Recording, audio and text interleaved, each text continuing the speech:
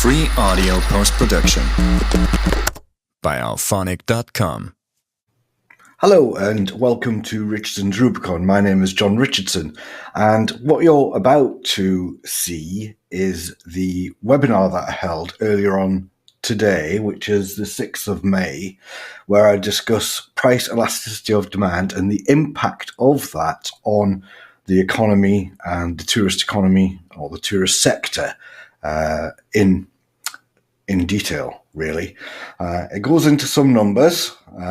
It's only half an hour though, but it's very interesting, and especially when it reveals that there's already a drift between 2022 and 2023 from people staying in serviced accommodation, which is B&Bs, hotels, things like that, and they're more likely to stay in self-catering accommodation, non-serviced accommodation. That's like things like tents and all that sort of stuff. So there's already a drift, which is probably due to market forces and economic forces. And for some reason, people think introducing a visitor levy or a tourist tax, as they dress it up as, is a great idea. Obviously, it's not. And we've yet to see the 2024 figures come out. So this trend is likely to continue, I suspect. But what I've done is I've based it on the current trends and I've projected forward from there, then applied PED, which is a well-known and well-established economic principle. And then what I've also done is I've forecast the amount of money that can be taken by the council if they applied a 5% visitor levy. And also I've created a calculation where you can determine how much the council could gain having a £1 tourist tax, if you like. And that works out quite reasonably, in fact. And they still get a reasonable amount of money, but there's less of an economic impact. Anyway, I'm giving you all the good stuff now. So what I suggest is you please watch the rest of the video, and I hope you enjoy it. Don't forget to visit the site, richardsonsrubicon.com, and you can also take part in any future webinars there. I'll create them on a variety of different subjects. You can take part as a presenter, if you like, or a co-host, or basically you can actually just comment on one that is in progress run by myself or someone else. You can also just have a discussion with me, and I'll create that. You can just book in on the website, and that's just a fireside chat. And there's all sorts of different options on how you can take part in the show. If you've got any comments about this particular episode and you would like to understand more, or maybe you want to point out some flaws, or you want to just comment in general, please do. You can email john@richardsonsrubicon.com. Anyway, on with the show.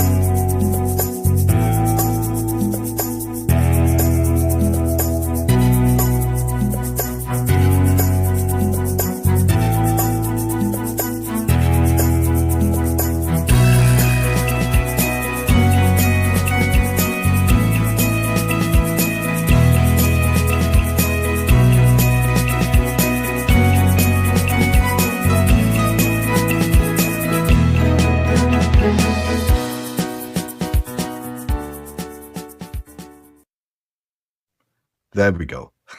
Colin, thank you. I'll start again then, basically. So essentially what we've got here is the information that's been provided us by Global Tourism Solutions. Obviously, we've questioned these figures, and the main difference being between these figures and the Visit Scotland figures are the different methodologies in collecting the figures themselves. The question being, of course, is why are there two different sources for visitor numbers? But that's something that the government needs to look at, one would have thought. I'm just going to see if Colin can hear me now. Colin, can you hear me? Great. Okay, so you can hear me. That's good. It's like a modern day seance, isn't it? Really? Hello, can you hear me? So we've got these figures, which is interesting. Now then, it's split between serviced and non-serviced. Non-serviced would be the likes of the self-catering, Airbnb type scenarios, as well as campsites and things like that. Serviced would be things like hotels and bed and breakfasts, where there's a level of service provided. So the clue is in the name. If you look at the non-serviced, the visitor days have gone up by nearly 10%. The visitor numbers have gone up by nearly 18% or over 18%. And the economic impact, which is the revenue one would assume, has gone up by about 4%. And the direct employment has gone up by about 2% as well. So on the non-serviced side of things, it all looks quite good between 2022 and 2023. If you look at the serviced side of things, you've got some worrying figures because these are figures in red, which indicate a fall of 3% or more. So between 2022 and 2023, the number of visitor days in serviced is reduced. Inexplicably, the number of visitor numbers between 2022 and 2023 is actually increased by a significant amount, which is about 12%, and it doesn't quite tally with the rest of the figures. The economic impact has dropped by about 6%, and the direct employment has also dropped by about 6% as well, which is all very interesting. So that's a good point to look at there. I would also just want to quickly expand on this a little bit, so just bear with me a second whilst I get that up. Whilst that is something that the council have been looking at in terms of their figures, the fact that the figures have dropped between 2022 and 2023 should really have given them cause for alarm, or at least for pause, because it indicates a slide towards from paying in service accommodation to staying in non-serviced accommodation. And that indicates that there's some market pressure there in terms of pricing, and people are obviously feeling the pinch and are drifting towards the less luxurious accommodations, if you like, with any level of service, to the cheaper options, and maybe packing more people into them as well. What I wanted to do really with this was to discuss the effect of PED. And PED is price elasticity of demand. And it's an important concept for a number of reasons. So just let me get this up. When prices go up, demand generally goes down. It's just a natural law of economics. And what the council have obviously looked at is they've looked at how much they can raise in terms of visitor levy. But I believe personally that they have failed to take into account the impact of PED and also the impact this would have on the wider business as a whole. So in front of us now, we've got 2026 and 2027. What I have done is I've literally transcribed 2023 straight across into no change in 2025, applied that to generate 2026. So I've basically created a no change scenario to get the base figures for 2026. So I'm not really taking into account elements such as the national insurance contribution increase, which will be occurring. I've also not taken into account the impact that the electronic travel authorization could have. I've not taken into account the current state of the economy either, which is not really improving at all, and it's quite flat. And I've not taken into account any of the Trump tariffs and the effects of that on tourism as a whole in general. So these 2026 figures, which I'm showing you here, don't take any of that into account. So indeed, it could be a lot worse than what you are actually seeing. The 2027 figures I have calculated in PED. And PED, if I go into it very briefly, if you have something that is elastic in demand, such as luxury goods and holidays, a small price increase generally creates a bigger drop in demand. And if you have something that is inelastic, that is something that people really need and want to buy, such as fuel, then you can raise the price on that anyway, and people will always buy it.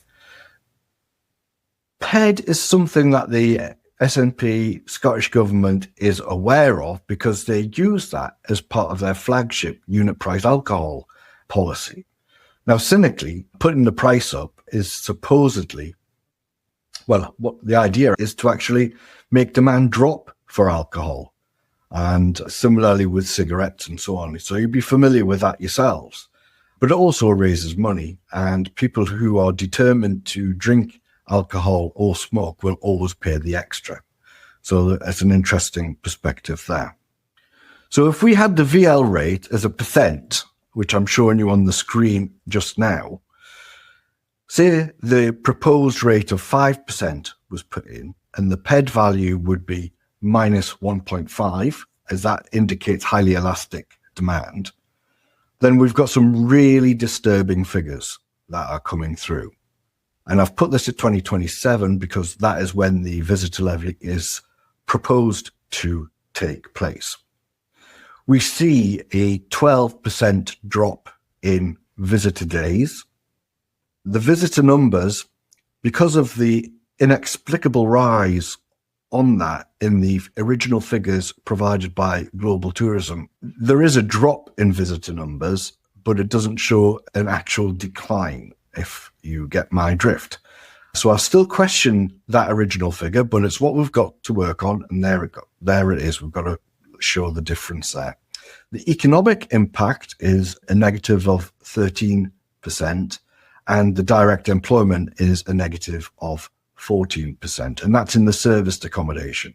Non-serviced has similar figures, but overall, if you look at the differences, so direct employment, for example, between 2026 and 2027 in serviced accommodation is basically a loss of around about 489 full-time equivalents, which is quite staggering, really. And in the non-serviced accommodation, you've also got a loss of around about 149 full-time equivalents as well. The economic impact is a loss of 44 million from serviced and 7 million from non-service. So that's an overall 51 million taken from the economy. That's on top of the proposed 9 million that Argyll and Bute Council say that they could actually raise through the visitor levy. So that's significant, and I can't really see how anyone can propose a visitor levy of 5% without taking into account PED and without taking into account the current situation as well. It's just shocking. Inept would be one word for it, and that's just being generous. Now then, there is another element to this as well. In the BRIA, there seems to be an acknowledgement that there could be damage to businesses, and here it is. It's basically understated acknowledgement of this is in the BRIA, where they say some businesses may choose to close. 51 million taken from the economy and a loss of around about 600, 700 jobs is a significant impact, which has been severely understated by that one line that says some businesses may choose to close. Quite shocking, really. Let's try some other figures. So if we look at, say, a 2% visitor levy, we still see significant drops in, or significant impacts on the economy. We see a loss of 334 jobs in serviced and 22 maybe in non-serviced. And then we've got the millions in economic impact, so around about 30 million from serviced and an actual increase really in non-serviced of 2 million. So Again, that's just the current trend of moving from serviced to non-serviced, indicating that squeeze that seems to be taking place. If we had a lesser PED value, which you could, but arguably you won't, say for instance, people are really determined to visit Scotland and we still have that 5% visitor levy, it's still really bad news. It's really not justifiable at all, in my view. But what I want to do now is I want to look at what the flat rate would look like. So bear in mind that we've got this whole spreadsheet here, which is largely based on the information that the council already has, and that's from the information that's been provided by Global Tourism Solutions UK Limited. What I've done here is I've created another forecast with the flat rates on it. And there has to be a slightly different methodology on this. One is because when you apply PED, the standard way of doing it, if it's a percentage rate and it's a PED, these are the two knowns, and then you can apply that to all of the figures. So just across all the board, you can reduce figures by 7.5%. That's minus 1.5 of the PED and 5% of the visitor levy gives you a drop of 7.5% across the board. And then it affects different figures in different ways. Whereas what you've got to do when you're looking at the applying £1 or £2 a night, you've got to take a different view on this, and you've got to work out what is called the implied cost per night in serviced and in non-serviced. And I've got to say that the formula for this is quite straightforward. However, it does provide some interesting results, and those results are they make me wonder about the original figures. Let's put it that way. But there we go. So I have got now the same information where I'm applying a flat fee of £1 per night, say, and a PED value of 1.5. The actual effect of this between 2026, which is just the transferred figures, to 2027 is really minimal. It does have an impact. It does have a negative impact still, but not at the same rate as the percentage visitor levy. So, for example, the economic impact for serviced is around about 2.7 million, and the economic impact from non-serviced is 3.6. So it still has an impact because, of course, you're removing money from the economy, whichever way you spin it. And direct employment also reduces as well, but it's a lot less painful than the percentage visitor levy. So that's quite interesting. We could have a VL amount of, say, £2 as well, and you would still see some impact there on those visitor days, visitor numbers, economic impact and direct employment. And it's still dropping, but not by the significant amounts that it would be by the percentage visitor levy. But I want to also look at how much this is raising. So let me just try and get this into a readable format for you. So just bear with. I'll zoom to that selection. There we go. So what I've done is I've actually created a calculation of how much the flat rate visitor levy would raise. And I've also even gone as far as trying to indicate a split between hotels, B&Bs, hostels, and so on. Self-catering holiday parks and glamping pods. Yeah, Colin has actually just sent a message. So everybody who looks at the Steam data believes it is off. So really, there should be a proper element of governance around this, and in terms of creating the central, authentic, and proper statistics around accommodation, rather than relying on various other bits.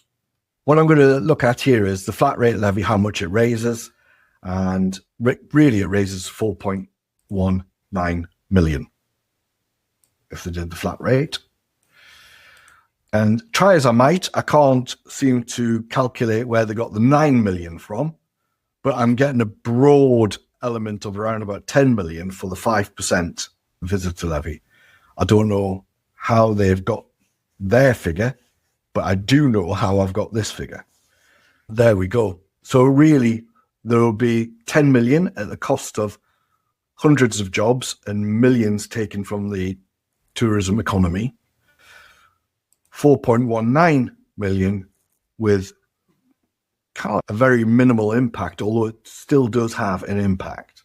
There's a lot to be said for reducing the VAT, for example, to offset that impact. But that's a UK government thing, and I don't think they're going to do that anytime soon, which is a great shame because it would really help. So that's like where I'm at with this. I just wanted to put those figures out there, try and explain how I came to those figures and point out the main differences between the revenue gains between the two different methods versus the impact of those two different methods. So I guess really just this far into it, 25 minutes into it, does anyone have any questions? And I'm sure they do. Please do. Don't have too many questions though. Any questions? I'm just going to pop that out there. Any questions, anyone? Feel free to ask away in chat. I'm not saying that having a visitor levy at all is a great idea, by the way. That's not what I'm saying, but I'm just pointing out the differences between the percentage model and the flat fee. And you can see for yourself that even if anyone had performed any analysis on this whatsoever, in fact, you don't even have to perform analysis to know the percentage model is absolutely appalling. But you would have thought that they would have looked into this already and determined this and then thought it was a bad idea. That's all I'm going to say on the subject. It feels awful. You have to sit here and work out a few formulas on Excel to try and see that and demonstrate it for yourself. Yes, you're absolutely right about that, Colin. So I'm just going to show your point on there. 3 different FOIs, Freedom of Information requests for the calculation of the 9 million have met with, we do not have the information, which is just shocking. And in fact, I've got something here which you might probably like, Colin. There we go. I'll just get rid of your chat on there. So this is what we took from, this is yours, Colin, where we basically, they said that they don't have the information for how they calculated and arrived at the figure of 9 million. It seems to me as if they've just been relying on giving that information and there's not really any checks on it at all, which is the worry.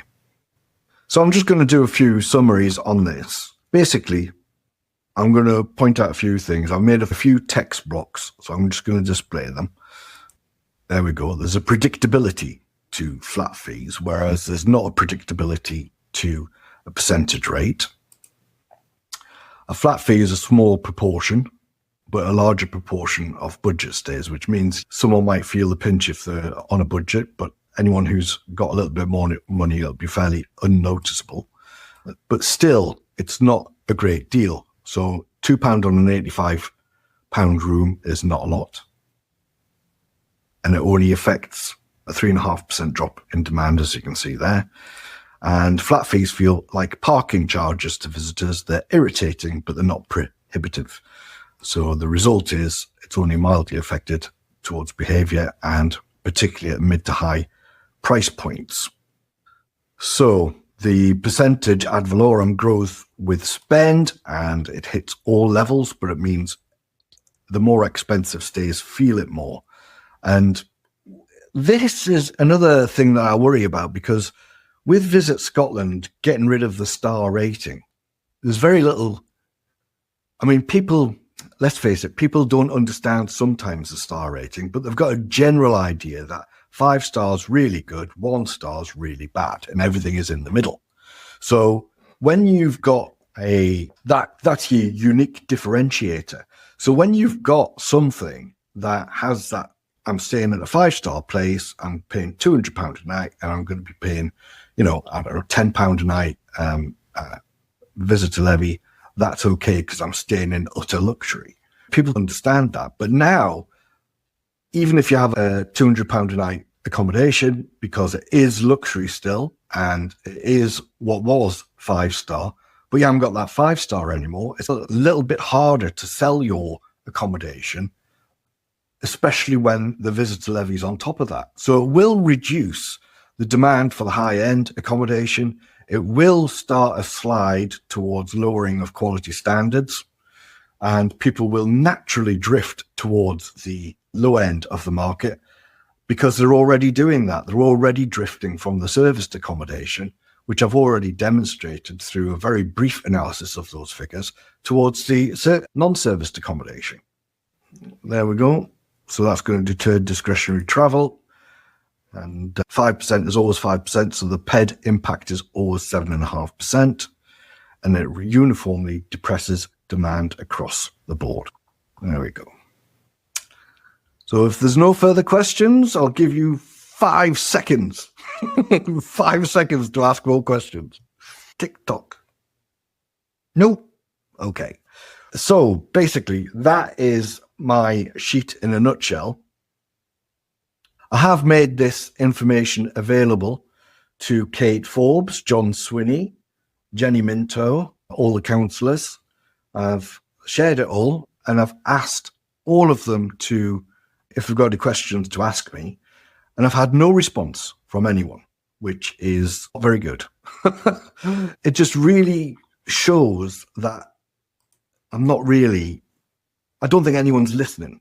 I don't know whether someone's dropped the ball on this or what, but basically they've not taken any notice. They've not analysed it well, and essentially they should be looking at this a little bit more in detail. And you can see why a lot of other countries choose the flat rate, because it damages the economy less than the percentage rate, which causes a huge amount of damage indeed. So just to quickly look at that figure again. Sorry, I'll just take a thank you, Colin, for the great job. There